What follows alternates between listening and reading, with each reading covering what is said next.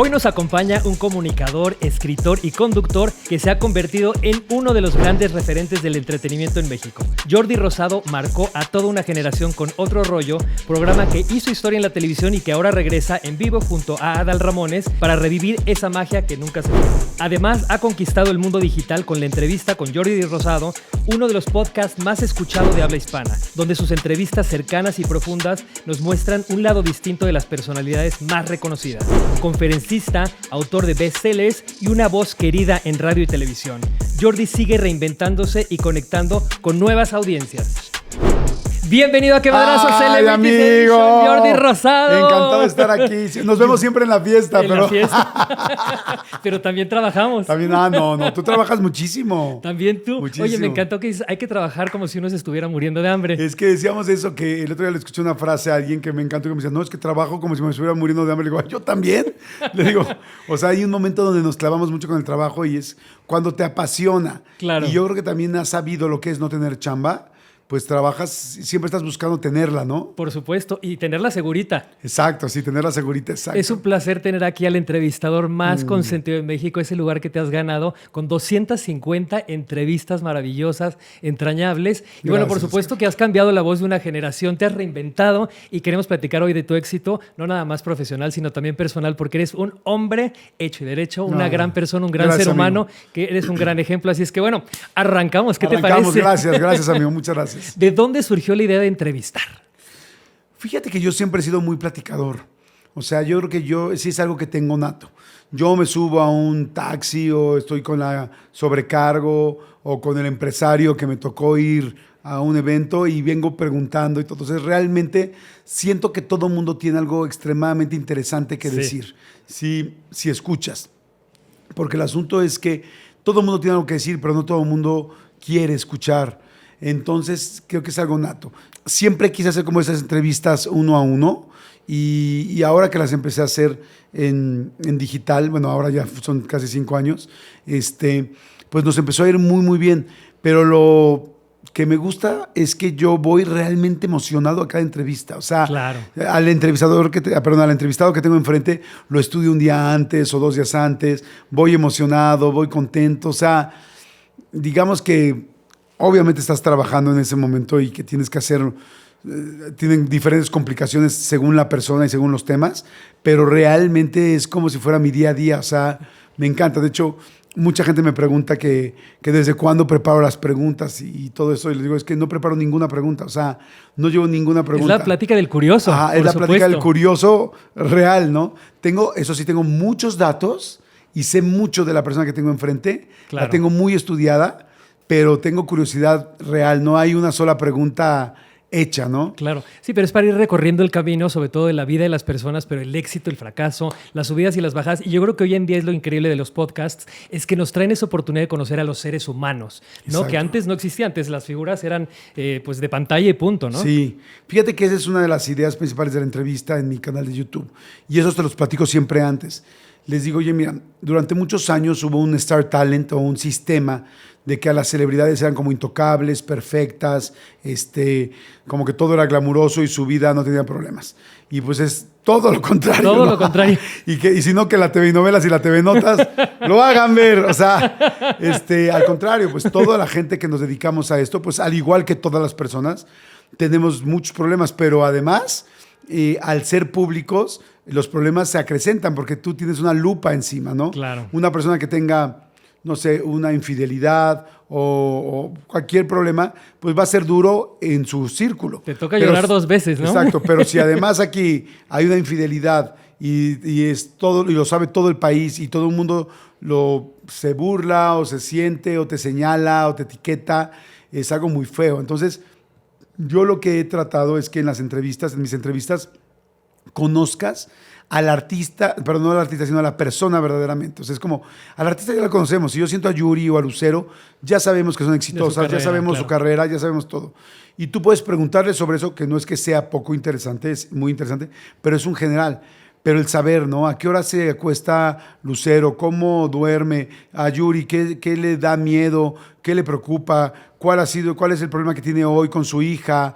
¿Cuál ha sido la etapa más difícil? O si de repente ya está cansada de cantar y quisiera hacer otra cosa, si puede hacer otra cosa o económicamente no puede. O sea, son problemas que todo mundo tenemos. Quizá hay muchísima gente que se quisiera jubilar, pero no siempre se puede uno jubilar. Claro. Entonces, creo que cuando la gente conoce cuando el público conoce al ser humano, pues tú y yo nos conocemos desde hace muchísimos años, casi 30 años. Sí. Y yo siempre digo que los que trabajamos en este medio tenemos la oportunidad de conocer al otro ser humano, pero el público no lo conocía. Es cierto. Y ese es el objetivo que yo he puesto en mi canal de YouTube. Es como, conoce realmente en este momento a Ricky Martin o conoce en este momento a quien sea, me explico, pero es más allá de solamente el éxito de las canciones o de las películas. Claro, es que hay detrás, ¿no? Y que lo quieren compartir. Que hoy en día lo lindo es que todo el mundo se ha puesto como en ese lugar de querer compartirlo y que conozcan al ser humano. Y también yo creo que es muy liberador, ¿no? El poder platicar de tus experiencias difíciles en la vida para también como superarlas y también estar más cerca de la gente, porque las redes sociales hoy nos acercan, pero hay que acercar a la persona real, ¿no? No a la persona ficticia. Sí, porque antes era como solamente te admiro, pero como me pareces perfecto, no te veo humano. Exacto. Pero cuando el momento en que la persona, el artista, la celebridad, te cuenta sus problemas y todo se hace 100% humano, bueno, siempre lo ha sido, simplemente lo conoces humano, y entonces la cercanía de la gente es muy distinta, es una empatía ya que te abraza, no solo que te admira. Y un abrazo siempre será mucho más especial y mucho más importante que solo una admiración. Claro, yo creo que esa es gran parte de tu éxito, que siempre has sido un ser humano como muy transparente, muy real, muy de compartir su persona, y ese es siempre así, frente de la cámara y detrás de la cámara, la misma persona. Pero bueno, esto no se ha dado fácil porque vienes también de un camino difícil, el cual te aplaudo muchísimo ese éxito personal, porque tuviste una infancia y una adolescencia bien difíciles.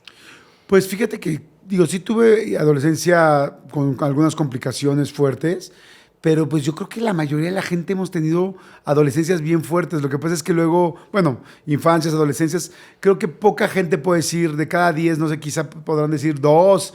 No, hombre, yo me la pasé muy tranquilo, tal, ¿no? Porque vivimos en un país y en una como organización social con muchas situaciones emocionales muy lastimadas, ¿no? Muy. Entonces, el abuelo se la pasa al papá, el papá al hijo, el hijo luego tiene hijos. O sea, es como que traemos mucho bagaje. Sí, que vienes cargando la maleta de dolor también, ¿no? Sí, pasa eso. Y sí, bueno, mi caso pues fue también como el de muchas personas en este país, pues que mi mamá se enfermó muy joven, que en mi casa había problemas también de adicción y esas cosas que mucha gente ha vivido y que pues te hacen madurar más rápido y te hacen ser quizá más trabajador desde más chico y más responsable, pero también tienen, esa es la parte de la luz, pero las sombras te hace controlador, te hace sentir que todo depende de ti, te hace ser un adulto muy joven que no tendrías por qué ser, te hace dejar de vivir etapas, te hace tener, no sé, más bien no llegar con ciertas herramientas a una relación de pareja o con ciertos miedos o cosas que te detonan inmediatamente y que te dan miedo.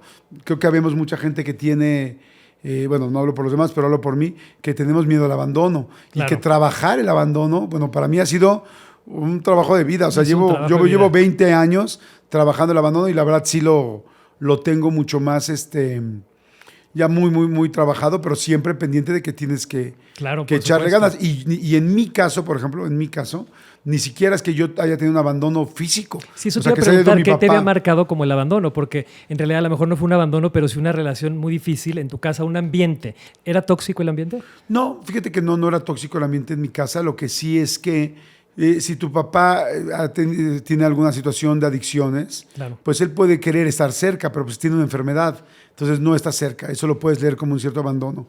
En el caso de tu mamá, si tu mamá se enferma, pues entonces no la tienes cerca porque pues no te puede cuidar, sino que tú la tienes que cuidar. Claro. O sea, yo tuve 2 grandes padres, o sea, no los cambiaría por nada. Realmente mi papá fue una persona, uno de los ejemplos más grandes que he tenido en mi vida, y mi mamá también, fantásticos.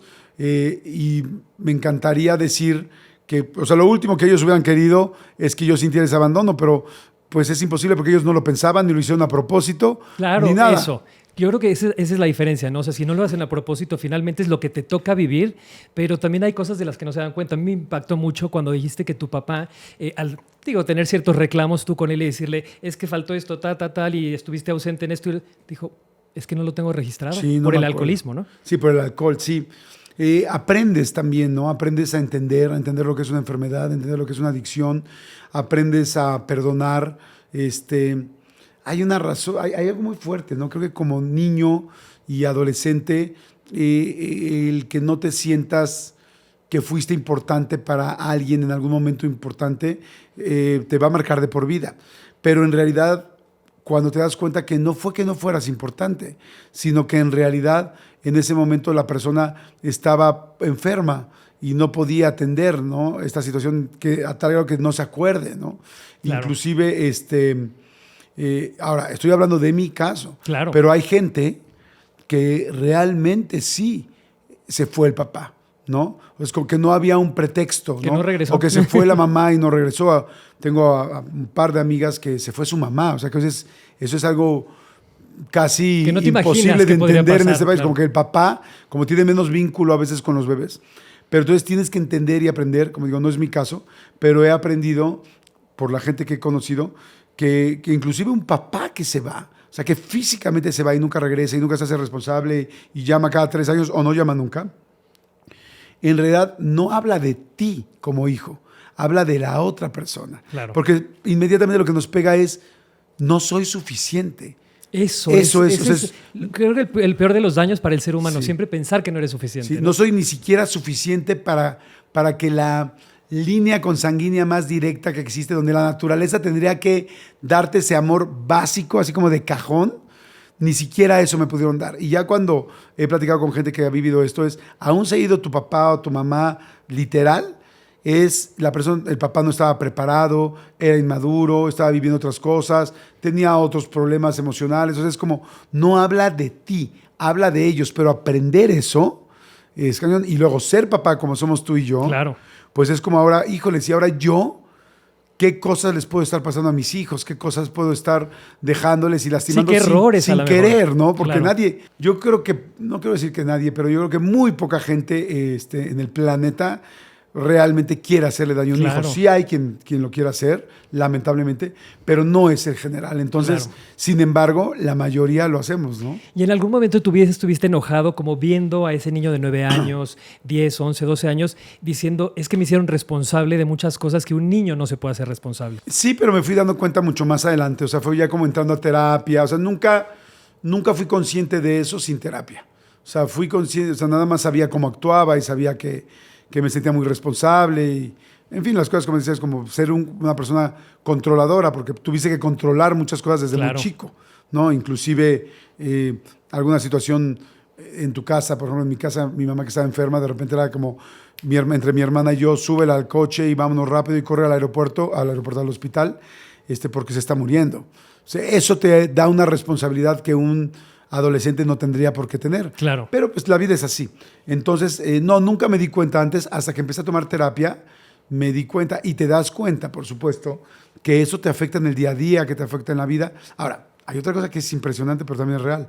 Esas cosas también te suman y también te ayudan a conseguir cosas. Si tomas el buen camino. O sea, exacto, si tomas el buen camino, también tienen pluses, ¿no? Y también de repente dices, ay, este cuate qué trabajadora, esta chava qué trabajadora es, o este cuate qué perfeccionista es, y tal. Y es como, todo lo que he vivido, todo me ha dejado cosas buenas. Todas. Porque eres positivo y optimista. Pero pues claro, también te dejan dolores y que tienes que aprender. Pero yo sí tengo muy claro que pues mis papás hicieron verdaderamente lo mejor. Y lo que sí también he aprendido en los últimos años es que a veces cuando tienes una herida de infancia, esa herida no te deja ver todo lo bueno. O sea, hay tantas cosas buenas que te dejan los padres, pero no sé por qué nuestro cerebro es tan selectivo y se concentra tanto en las cosas que te lastimaron.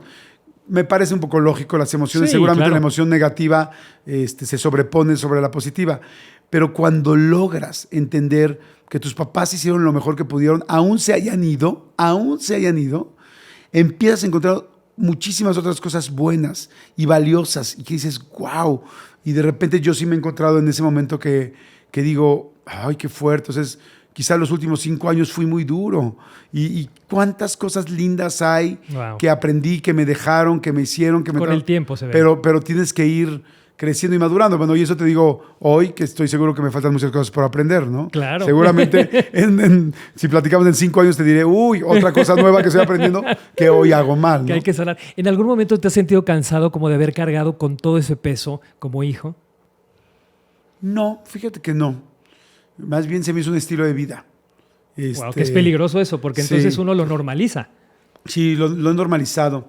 Creo que no. Nunca me he sentido como con una carga pesada. Más bien creo que mis defectos de carácter, que son responsabilidad mía, no de ellos, es como que hay que trabajarle fuerte con esto, ¿no? Para poder estar mejor, ¿no? Te voy a dar un ejemplo que es muy reciente. Pues como ya sabemos, y lo decíamos tú y yo antes de entrar al aire, a los dos nos gusta trabajar mucho. Sí. Primero porque nos apasiona, segunda porque además pues es parte de nuestra economía, y tercera porque siempre lo haces para estar vigente, ¿no? En este trabajo hay que estar vigente. Pero, por ejemplo, yo durante muchos años tomaba de vez en cuando una bebida energética, ¿no? Yo nunca he tenido ninguna adicción. Son terribles. Y de repente ya era así como de, híjoles, nunca la usaba para trabajar, pero llegaba en la noche con mi novia, o así, vamos a ver una película o algo, yo ya venía muerto de 3 días sin parar. Entonces, bueno, pues me tomo una bebida energética, que además me encanta el sabor, para poder aguantar bien la película y no quedarme dormido. Y hace como un año, pues hace un año ya exactamente, me di cuenta de eso. Y de repente dije, oye, trabajo mucho. Y luego, cuando trabajo mucho, de repente en una semana me tomo 4 bebidas energéticas, pues no le estoy dando la realidad a mi cuerpo. Claro, o sea, y el mi cuerpo descanso está necesario. O sea, exacto, no le estoy dando el descanso. Entonces, ¿yo cómo voy a saber cuándo mi cuerpo realmente necesita descansar?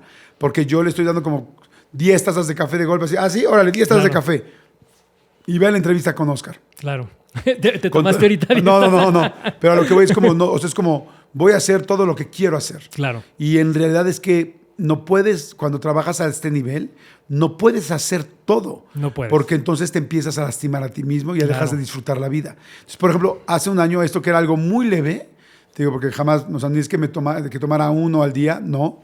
Pero le dije, basta, no voy a volver a tomar una sola bebida energética para que mi cuerpo me diga la realidad de cómo estoy. Claro. Y eso es, creo, ir un poco creciendo y entender. Escuchar tu cuerpo, ¿no? Que puedes enterarte. mejorar y que puedes decir, no quiero seguirlo haciendo igual. Exacto, eso que dicen de hasta que el cuerpo aguante es un gran error, porque no debe de ser así, porque tu cuerpo lo tienes que ir escuchando y tienes que ir sabiendo, si no un día te cobra factura de sopetón. Pero bueno, qué bueno que no fue la cocaína, por ejemplo, que estamos hablando, ¿no? Que da el mismo efecto de que pues, la gente está todo el tiempo prendida y arriba y no duerme, no descansa, se le baja la peda y sigue con la peda, ¿no? Sí, entonces, qué bueno, nunca tuviste tentación a las drogas, nunca entraste en ese mundo. ¿Cómo lograste no entrar más bien? Fíjate que nunca tuve ninguna tentación por las drogas. Tengo como muchísimo respeto.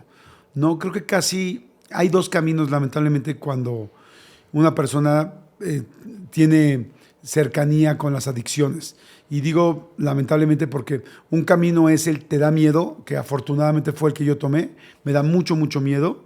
Y el otro camino es, hay gente que como lo traemos en la sangre y es hereditario el asunto de la enfermedad de la adicción, es muy fácil que caigas. Entonces hay gente que cae muy rápido. Yo al contrario. Yo, por ejemplo, nunca he fumado. O sea, nunca he fumado un cigarro. No sé lo que es fumar un cigarro. Qué bueno, ni lo pruebes. No, o sea, nunca. Y claro que en la prepa de, ándale, fuma, no seas cabrona, qué así hueva. Yo empecé a fumar y luego no lo podía dejar. Ajá, y yo creo que en ese aspecto mi mamá me preparó muy bien. Y te dije, a mí no me va a hacer ni más ni menos, cabrón. Y los callé a todos y los mandé a la chingada a todos en el segundo por el cigarro. Entonces nunca fumé. Y tampoco jamás drogas o cocaína o éxtasis o nada. Entonces, siempre... Qué fresa, ¿no? ¿No es cierto? Siempre. Pues fíjate que hubo una época que tuve un grupo de amigos que ya no me querían invitar. Porque, pues te estoy hablando de hace 25 años, que de repente pues, sí estaban de moda las tachas y todo eso. Claro, ya todo el mundo así, feliz. Y todo el mundo así feliz y así agarrándose. Medio encuerados en la pared. Oye, no mames, güey, ve ya cómo estás. Te va a dar gripa, tápate. No, porque los cuidaba Y entonces de repente dijeron, no, ya que flojera con Jordi porque nos... ¿Es el papá? Exacto, es el papá, porque me convertí en un papá chico. Claro, y eso por no es supuesto. bueno, ¿me explico? O sea, eso tampoco es bueno. Entonces, ya ahora que les digo, no se preocupen, ya lo que quieran, cada quien, invítenme, yo cero me preocupo, ni no decir nada, ya todos son bien sanos, porque ya todos fueron y regresaron. Entonces, Oye, es que no todos, pero tu algunos. primer trago de alcohol fue a los 21, una chela. Sí, sí. Tenías miedo a tomar por tu papá. Sí, tenía mucho miedo de tomar. Y cuando tomaste dijiste, bueno, pues de aquí soy. Fíjate que no tanto. La primera chela que me tomé, estaba conduciendo, era de mis primeras conducciones en un juego de voleibol. Yo estaba conduciendo unos partidos de voleibol en Progreso, Yucatán. En Mérida. En Mérida, ahí cerquitita de Mérida. Entonces, imagínate nada más el calor tal, y no había la patrocinada. Más bien el evento era de una cervecera. Y entonces yo decía, agua. No hay, No, pues no, no. ya no hay. O sea, normalmente se llevaban aguas, pero ya no hay. Pero hay chela. 15 minutos, 30 minutos, 45 minutos, una hora y media. Y yo dije, ahora sí ya no aguanto. Y a mí me costó mucho trabajo porque era romper lo que me daba miedo. Pero pues me eché la chela, obviamente me supo deliciosa. Imagínate, después de una hora y media con el sol y gritando y corriendo de un lado al otro con la playa, me la tomé y me encantó. Pero fíjate que siempre he tenido mucho cuidado. Respeto. Sí, mucho respeto. Yo soy, haz de cuenta, yo tomo tequila. Entonces me tomo, no sé, aguanto bastante, pero no sé, me tomo 5 tequilas, 6, y de repente me empiezo a sentir happy. O sea, happy, tranquilo, está bien. Un poquitito más arribita de happy, pero eso puede ser la diferencia. Sí. Nunca sabes. 3 tragos, del mismo caballito. Tras, y empiezo a ir e inmediatamente dejo de tomar. ¿Pero por qué no te gusta perder el control? Porque no me gusta perder el control. Entonces, tengo una cruda prematura porque estoy en la fiesta.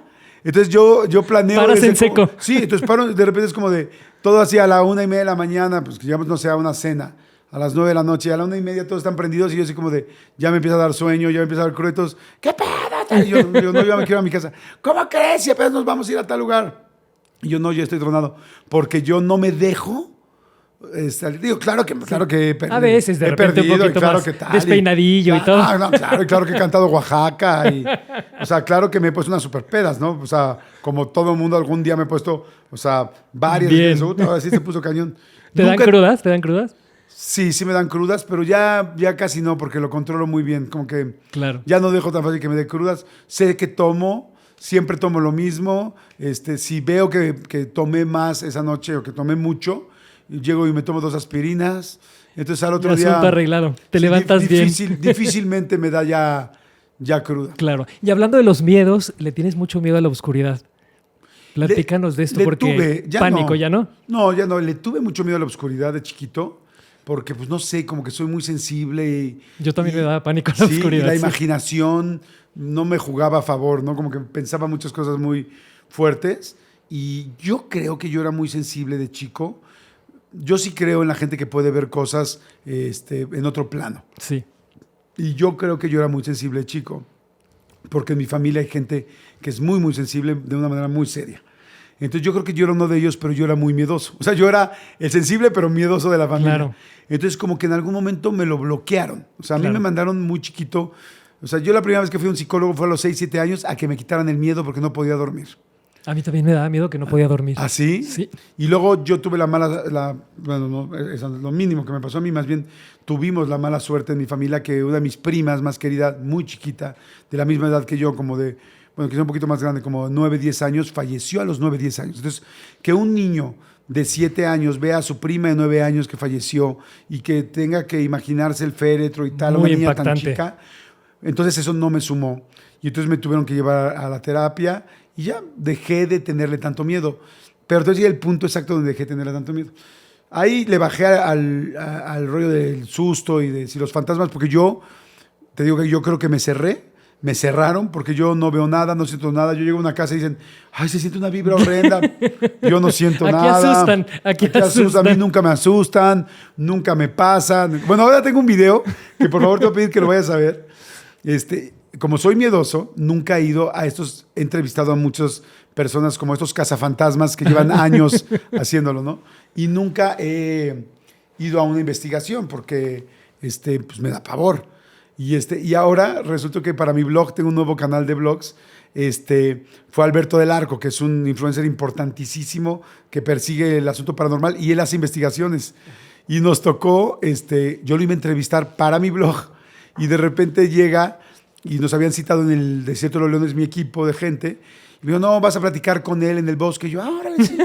Porque yo ni de broma me metería a hacer una investigación. Y él llegó desde Monterrey con todo su equipo y pues ya sabes cómo es esto, que aquí pues no se paga, o sea, en los blogs nadie paga, sino Claro. simplemente son invitaciones. Entonces llega él, que pagó sus boletos de avión para ir, que llevó a su equipo, todo, y me dice, oye, aquí traigo los aparatos para hacer investigación y todo, porque estamos aquí en el Desierto de los Leones, Ay, que encuentran, donde están las catacumbas, y yo así de... Y yo llevo 20 años negándome, pero me sentí comprometido. O sea, mucha gente me puso, puta, qué valiente. Digo, no, ¿cuál valiente, cabrón? Fue por puro compromiso. Entonces me metí con él a las catacumbas del desierto, del exconvento, del Desierto de los Leones. Está cañón, está ahí en mi canal. Por favor, véanlo. Sí. Dicen que me veo blanco, lívido. Está muy chistoso porque yo nunca... ¿Y no le decías nada? No, yo no le dije nada que... O sea, no, le dije, no, sí le dije, soy bien miedoso. Y me dijo, no te preocupes.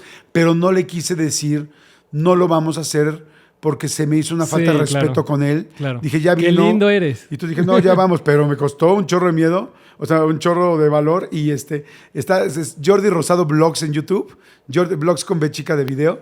Y ahí están muy buenos, fueron 2 entregas. Lo tenemos que ver, lo tenemos sí, que ver. velo. Oye, Ajá. le pediste a tu mami, que en paz descanse, en su lecho de muerte, que no se te fuera a aparecer. Sí. Por estos mismos miedos. Sí.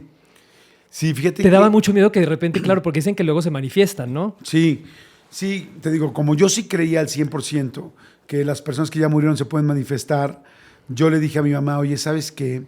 Ella y yo pues hablamos mucho porque como ella tuvo una enfermedad que ya nos habían dicho que era terminal, pues tuvimos 8 años, afortunadamente, para despedirnos. Habían dicho que iba a ser 1 año, pero 8 mi mamá... años, qué bendición. Sí, no, la verdad era una mujer muy fuerte. Entonces ya cuando tú tienes una persona que lamentablemente pues está en esta situación, llega un momento que también ya lo puedes normalizar y puedes hablar de eso. Y oye, mamá, cuando ya no estés aquí, cuando tal, en fin, claro. ¿no? Digo, no es que sea una plática agradable, pero sí pero empieza a ser lo es normal. Real, ¿no? Es real. Y entonces mi mamá me decía siempre, oye, por favor, no me apagues la luz, porque ella tenía efisema pulmonar. Entonces, la gente que tiene efisema pulmonar, los pulmones le empiezan a funcionar ya un porcentaje muy bajo de ellos. De repente es como, imagínate que tú... No recuerdo exactamente el porcentaje de mi mamá, pero pues una persona con un efisema fuerte, que ya usa oxígeno todo el día, pues quizás sus pulmones les funcionan al 25%. Entonces tú imagínate perder el 75% de cada pulmón. No, de entonces, cada respiro. Exacto, claro. Entonces se acuestan en la almohada y sienten que se ahogan. Así. Entonces mi mamá me pedía otra almohada más, hasta que casi tenía que dormir sentada, porque acostada ya sentía que no entraba el aire. Y entonces ella me decía, por favor, en la noche, cuando llegues, tú prométeme nunca apagar la luz. Aunque tu papá llegue y diga que si la luz está cara, tal, tú prométeme nunca apagar la luz, porque a mí me da miedo no saber de dónde agarrar mis almohadas y ponérmelas, porque siento que me asfixio y que me muero. Pierdes la mitad de tu capacidad, ¿no? Ajá. Y entonces le dije, sí, te lo prometo, pero siempre y cuando tú me prometas que nunca, que si hay alguna manera de comunicarse, que ya sabía yo que sí existía, que nunca te me vayas, por favor, a manifestar. Porque yo, aunque seas mi mamá, me va a dar miedo. Claro. Y me dijo, yo te lo prometo. Y pues me creerás que desde ese día hasta hoy, que ya han pasado 20 años, más, un poquito más, casi 25 años. Ella murió en el 99. Y ahorita toda la gente está pensando, 26, yo 26. Bueno, 26 años.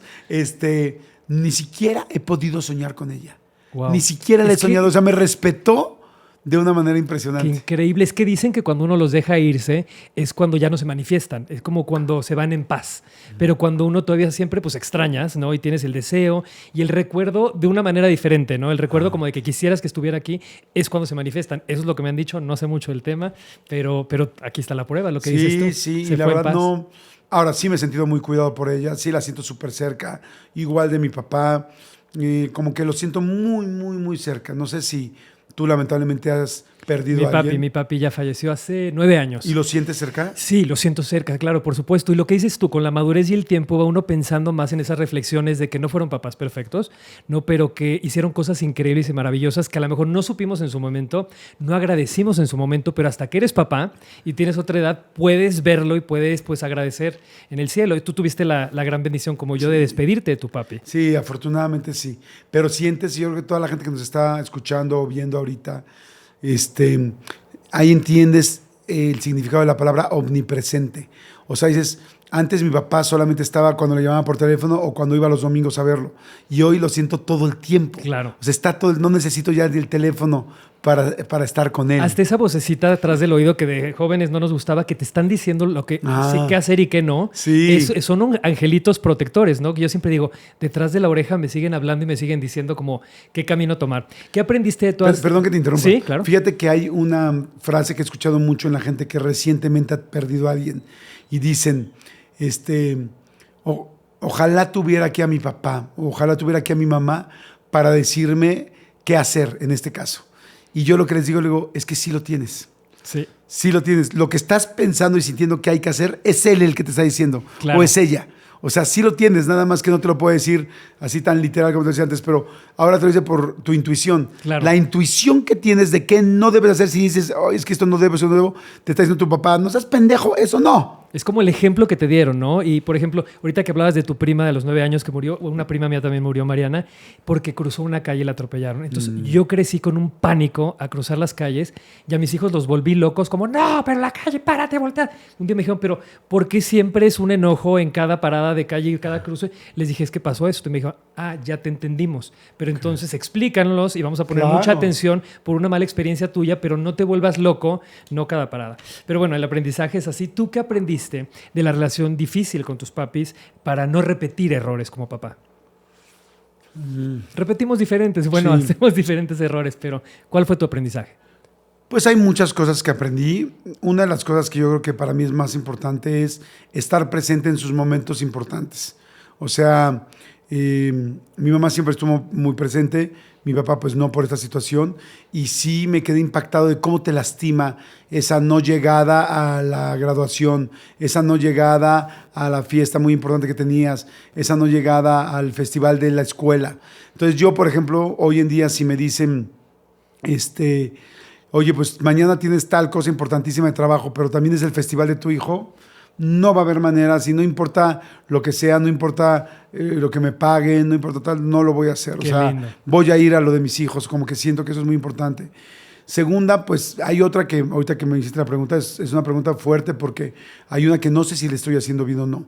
Y es que tú puedes tener una adicción al alcohol, pero también puedes tener una adicción al trabajo. Claro. Y entonces, quizá me gustaría estar más presente con mis hijos, pero pues aquí hay dos problemas, ¿no? Este trabajo es muy demandante y dos, también puedo decir que en algún momento he sido adicto a mi trabajo. Entonces, creo yo que yo lo he tratado de equilibrar para que no me pase lo mismo con estar... el momento que estoy con ellos es muy presente. O sea, yo, por ejemplo, trato de irme de viaje con cada uno de mis hijos, solo con cada uno al año. Increíble. O sea, hacer un viaje cada año, ¿no? No sé, como todos los miércoles con ellos. Por supuesto, pues los veo, cuando me toca mi fin de semana, que cada vez es menos eso porque son más grandes y ya van. Pero, por ejemplo, yo en lugar de verlos, no sé, viernes, sábado, integrarlos el domingo, yo los veo de jueves a lunes. Okay. O sea, trato de que cuando estoy muy presente. O sea, por ejemplo, yo cuando llego a comer con ellos no hay teléfonos. Qué bueno, o sea, sí. quitamos teléfonos. Sí, no, nadie pela. Y ahora, así empecé yo, y ahora ellos mismos son los de, todos teléfonos, quiten teléfonos si alguien está en el teléfono. O sea, pero seguramente en algún momento no lo he hecho bien, ¿me explicó? Y seguramente alguna vez ellos podrán decir, oye, mi papá fue así, o...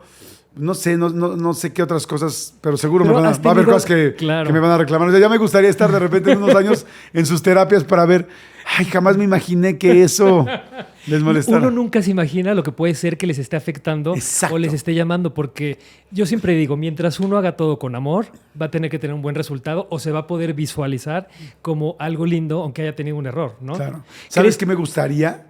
Que mis hijos digan lo mismo que yo me tardé un poco en entender y en decir. Que mis hijos, cuando yo esté más grande o cuando yo ya no esté aquí, que mis hijos digan, mi papá tuvo sus errores, pero sé que hizo lo mejor que pudo hacer con lo que tenía. Claro. Porque eso es lo que creo que hicieron mis papás. Pero sí creo, sinceramente, que esta generación, o por lo menos nosotros, tenemos más herramientas que las que tenían nuestros papás. Claro. O sea, hay un chorro, o sea, antes no existían los podcasts, no existían los los ejemplos, coaches, claro. los ejemplos, es como... tenemos que ser mejores papás que ellos, y no porque seamos mejores que ellos, simplemente porque nos dieron más herramientas. Claro, por supuesto. ¿Crees que esta adicción al trabajo de la que hablas a veces ha sido un escape? Sí, lo fue al principio. Lo fue cuando mi papá tomaba, y pues claro, no quería yo llegar a mi casa. Trabajar. Ajá. Claro. O sea, empecé a trabajar muy, muy joven. Súper chiquito. Pues tú también, ¿no? Sí, tú eres chiquititito. también a los 9 empecé a trabajar y O sea, luego a los 16 pues ya independiente y luego a los 19 abrí con Tempo. Sí, no juegas. Claro, 19. porque sí, es que lo que pasa es que lo que dices tú, o sea, creo que es de personalidad ser responsables Sí. y ser trabajadores y todo, y tomar el buen camino como dices tú, ¿no? O sea, Sí. ante cualquier ejemplo o situación que haya. Sí, en esa época creo que fue un escape. Después no. Ya después no. Ya después sí había pasión y muchas ganas y sí de repente mucha... Es como que te pones un reto y luego el otro y luego el otro y todo quieres que funcione. Claro. Pero también es mucho tu carácter. Pero ya no fue por escape, ¿no? Claro. Sí puede ser que haya estado exagerado, eso sí, pero no por escapar. Claro, y eso te hace ser muy exigente con tus hijos, porque cuando uno trabaja mucho y es exitoso, pues también como hagan algo con su vida, ¿no? Y cada quien tiene una personalidad diferente. Qué buena pregunta. Sí, pero no he tenido la necesidad porque mis hijos son muy echados para adelante, o sea, muy, muy, muy. Entonces, ni siquiera lo he podido pensar porque todo el tiempo están, voy a hacer esto, pensé esto y quiero hacer tal negocio y estoy pensando en tal cosa y voy a hacer un corto y estoy haciendo esto para una película. O sea, no, son muy, creo que tienen, en ese aspecto tienen mucho mi personalidad o mi ADN y son muy trabajadores. Entonces, no he tenido tiempo. Lo que sí ha sido que tuve que decidir cómo hacerlo. Yo creo que quizá a ti te pasó lo mismo. Bueno, no sé cuál era tu situación de chico económica, pero la mía pues era bastante normal y a veces no buena. Entonces, cuando tú tienes más trabajo y tienes una mejores oportunidades, es difícil decidir cómo quieres darle todo a tus hijos, pero no quieres que dejen de tener el hambre que tú tuviste para lograr lo que lograste. Wow. Entonces, Eso, gran aplauso, por supuesto. Entonces, ¿cómo haces ese balance para decir, a ver, no puedo ser igual, o sea, no puedo ser igual que como era en mi casa, porque no es la misma situación, sería una injusticia. Claro. Porque además ni siquiera tenemos la misma situación, pero tampoco quiero que tengas todo, porque yo un día le dije a mi hijo, le dije, yo te voy a dejar lo más importante que me dio mi papá, y es el aprender a conseguir las cosas, el aprender a trabajar y el saber que tú puedes tener todo lo que quieras mientras lo trabajes, seas disciplinado, seas honesto. Pero para eso hay que chingarle. Y si yo te doy todo, no vas a tener que no chingarle.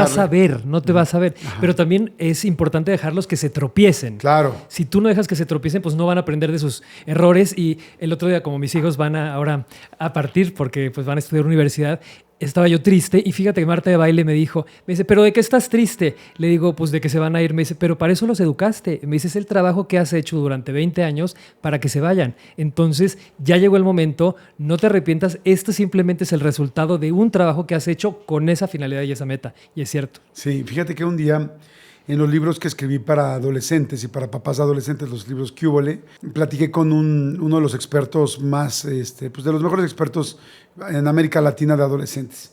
Y le pregunté, le dije, ¿alguna vez se gradúa un papá o una mamá? Y me dijo, los papás siempre van a estar ahí con los hijos. No los van a poder soltar siempre y cuando ellos se los permitan. Claro. Dijo, pero sí hay una graduación. Dijo, y la graduación es hacer a tus hijos independientes. Tú todo el tiempo trabajas para hacer a un hijo independiente.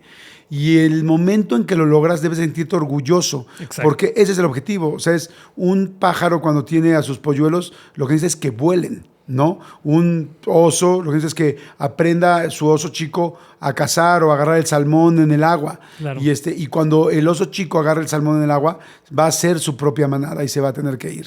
Entonces, realmente como papás, claro que nos duele este asunto del nido vacío porque son el amor más puro y más incondicional que hemos conocido en la vida. Pero un buen papá o una buena mamá, si realmente aspira a hacerlo, es a que sus hijos sean independientes y no te necesiten. Sin embargo, como todos traemos, creo yo, tantas carencias de amor y de dependencia y de tal, queremos que nuestros hijos nos necesiten. Sí. Pero en realidad, tu trabajo como papá es que no te necesiten. Claro. ¿Y tú crees que también esa parte, por ejemplo, que dices controlador, ha sido con tus hijos y que ahora justo en el momento que tienen, pues ya están grandes, ¿no? Que tienen 18, 18, casi 19, 20 y 11. 11. Justo, o sea, ¿cómo has logrado soltar eso y no ser controlador para que puedan crecer y volar? Sí me cuesta trabajo. Ahorita estoy en ese momento donde de repente es como, es que vamos a comer todos el sábado, tal, y yo armo todo un rollo y todo un happening para el sábado, y de repente es como, no, pa, es que mi novia tiene tal situación y tengo que estar ahí, y mi hija, no, es que sabes que tenemos un corto que vamos a filmar y tal, y yo así de pi.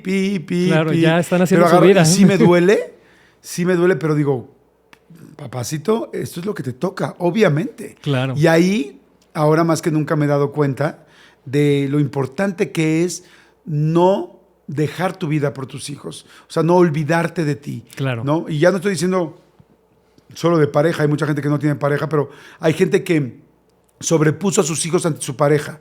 Y era como, tus hijos se van a ir. Si querías pareja, también trabaja y dale lugar a tu pareja. Pero bueno, más allá de la pareja, es tú. ¿Qué te gusta hacer a ti? ¿Cuáles son tus metas? ¿Cuáles son las cosas que disfrutas? Porque hay veces en la vida, y yo también me he cachado ahí, que se te olvida qué te gusta a ti porque estás demasiado preocupado por qué le gusta a todos los demás. Por supuesto, claro. Y entonces te pierdes a ti. Claro. Y ahora que estoy en esta etapa es, aguas. No te pierdas porque ellos se van a ir y tú no puedes vivir de un amor a control remoto. Fíjate que yo en los primeros meses de vida de mis hijos, mi mamá me dio esa lección y yo es que estaba muy aprensivo. Sal, ve a la fiesta que te invitaron, más como papá soltero, ¿no? Yo no, porque me dice, yo aquí me encargo, yo los cuido, van a estar durmiendo, no pasa nada. Siempre sigue haciendo tu vida, nunca dejes de hacer tu vida personal, porque si no, no vas a dejar que ellos hagan su vida personal. Sí, y además, y al final, cuando se vayan de una u otra manera, tú ya no construiste, ¿no? Es como de repente voltear a ver que todo el mundo hizo unas casas preciosas y tú ni siquiera pusiste cimientos, ¿no? Y dices, ¿y ahora dónde empiezo? Porque además, lamentablemente, cuando te pasa eso, no es cuando estás empezando tu vida, es cuando va en la última etapa de tu vida. ¡Ay, qué fuerte! O sea, es muy fuerte lo que voy a decir, pero ahorita nos quedan muchos menos días por vivir que los que ya hemos vivido, generalmente. ¡Qué fuerte! ¡Qué locura! Pero es la verdad, entonces hay que disfrutar, o sea, ya no hay tiempo de perder el tiempo.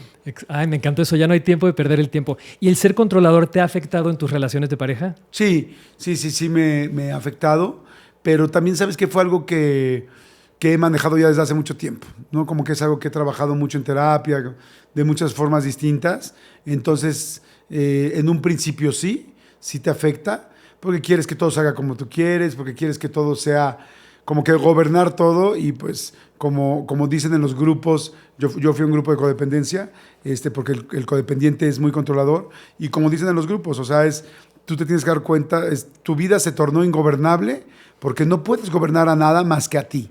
Entonces, cuando tú estás esperando que las cosas reaccionen así, que la cena salga así, que todo empiece a tal hora, que la gente reaccione así cuando tú le des un regalo, que te pidan perdón o que te den las gracias, o que nada va a ser como es, te vas a estar todo el tiempo desilusionando y decepcionando de cada momento de tu vida. Por eso la gente, cuando queremos controlar, la pasamos mal. La pasamos realmente mal porque es decepción tras decepción, tras decepción, tras decepción. Sin embargo, yo aprendí desde hace muchos años ya, y lo trato de aplicar todos los días, que es, ya no espero nada de nada. Porque como no puedo controlar a nadie, solamente puedo controlar, no querer controlar. ¿Sí me explicó? Claro. O sea, lo único que puedo controlar en mí, porque ni siquiera puedo controlar mi salud, no sé si hoy me voy a sentir mal o no, no sé si las emociones hoy amanezca de buen humor o no, pero lo único que puedo controlar es saber que no puedo estar esperando nada en específico, sino más bien fluir, vivir y gozar lo que sea como venga. Pero es fuerte porque eres una persona generosa, entonces también uno, o sea, como que da y si hay algo en uno que espera recibir. Sí, claro, por supuesto. Y también aprendes a protegerte, ¿no? O sea, es como, yo soy una persona que me gusta, como dices tú, ser generosa, pero me gusta también que me lo agradezcan. Claro. Pero ahora, por ejemplo, es como, cuando voy a dar algo, y ya no hablemos de una cosa solamente material, cosas mucho más caras que las materiales. Tiempo. Claro. Eso es mucho más caro que cualquier cosa. Cariño, lealtad, honestidad. Eso es mucho más caro que cualquier dinero.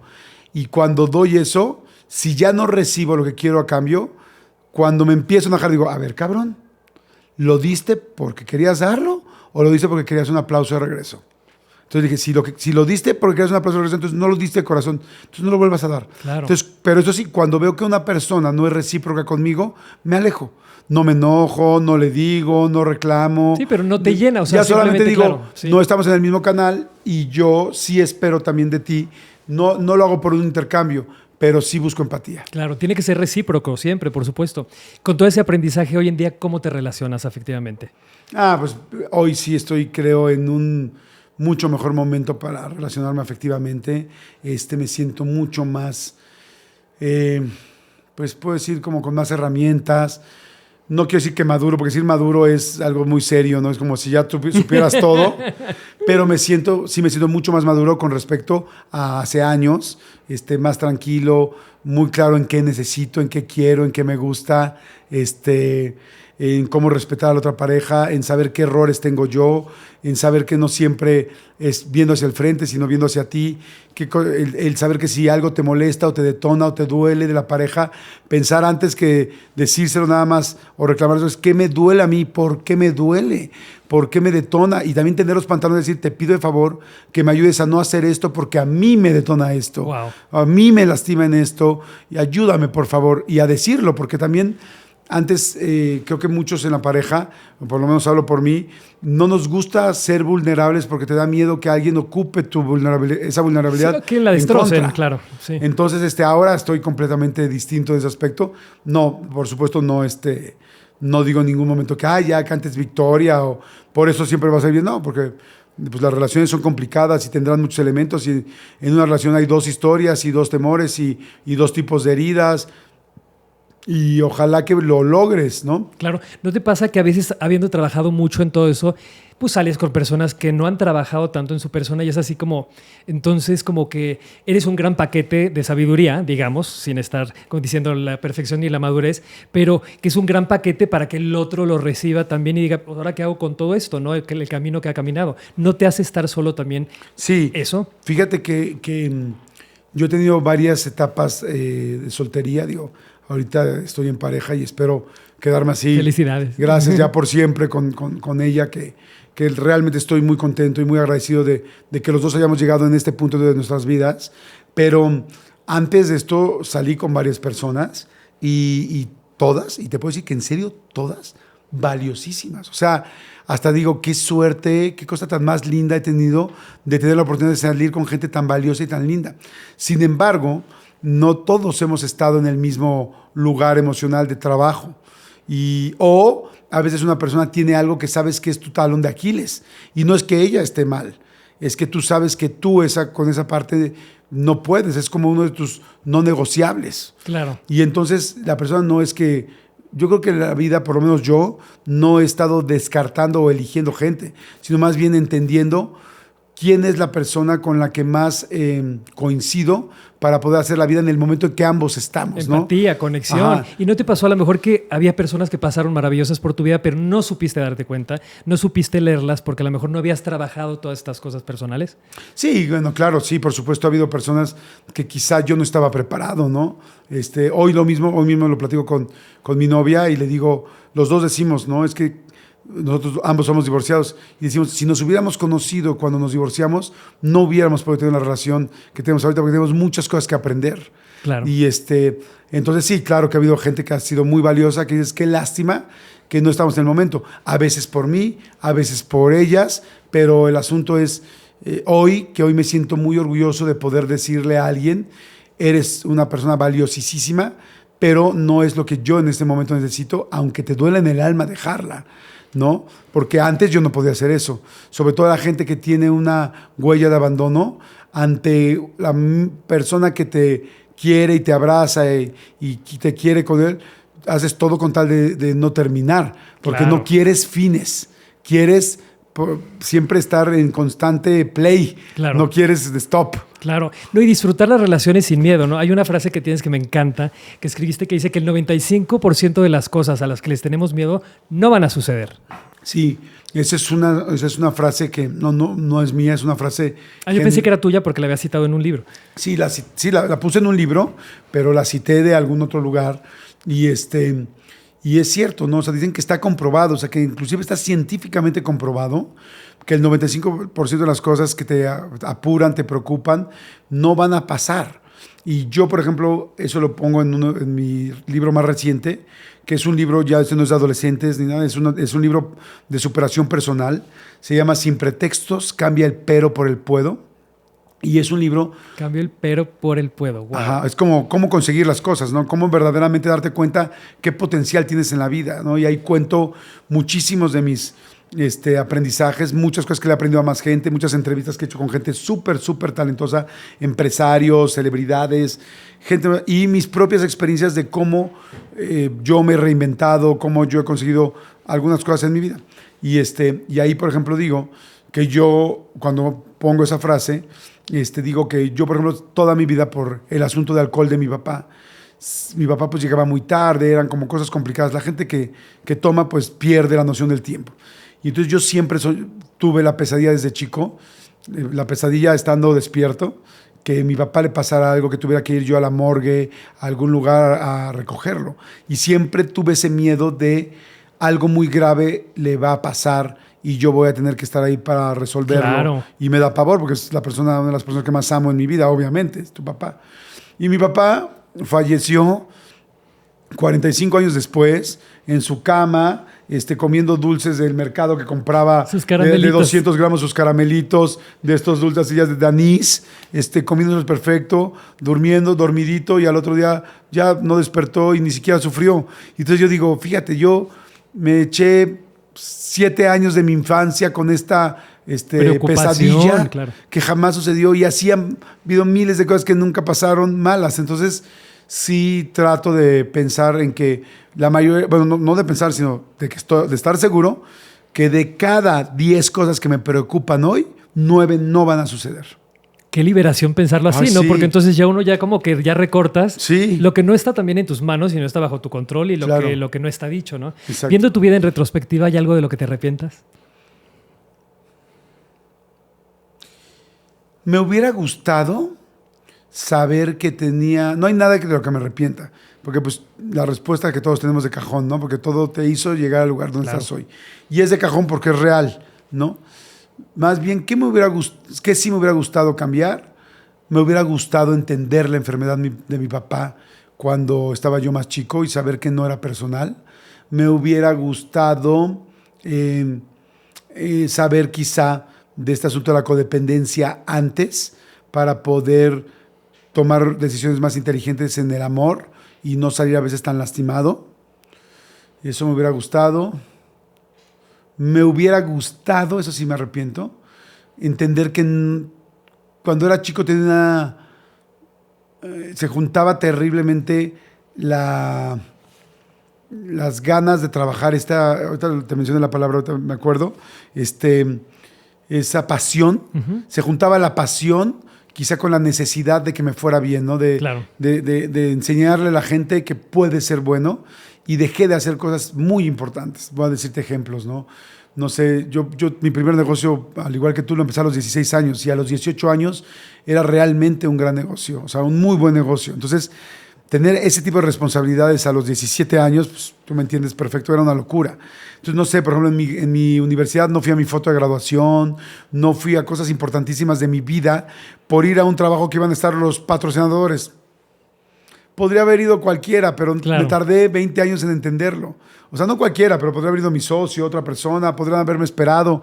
Pero en ese momento era tal la pasión y tal la responsabilidad, me hice tan responsable desde tan chico, que creí que tenía que estar.